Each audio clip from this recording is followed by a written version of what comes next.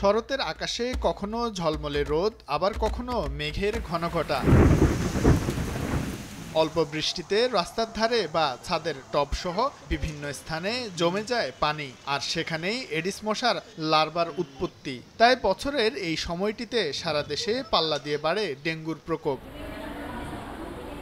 রাজধানীর হাসপাতালগুলোতে চিকিৎসা নিচ্ছেন শত শত রোগী। তারা বলছেন জ্বরের সঙ্গে অনুভূত হচ্ছে প্রচণ্ড ব্যথা, অনেক সময় কমে যাচ্ছে প্লাটিলেট, কারো কারো ফুলে যাচ্ছে শরীরের বিভিন্ন অংশ।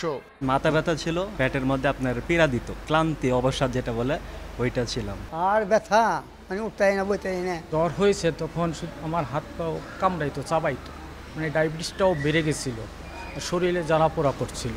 স্বাস্থ্য অধিদপ্তরের ডেঙ্গু বিষয়ক প্রতিবেদন থেকে জানা যায়, গত 8 মাসে প্রায় 27,000-এর বেশি ডেঙ্গু রোগী হাসপাতালে ভর্তি হয়েছেন, যাদের মধ্যে বেশিরভাগই ঢাকা দক্ষিণ সিটি কর্পোরেশনের বাসিন্দা।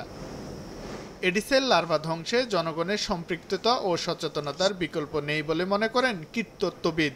মানুষের সম্পৃক্ততা ছাড়া শুধুমাত্র সরকার একা এডিস মশা বা ডেঙ্গুকে নিয়ন্ত্রণ করতে পারবে না।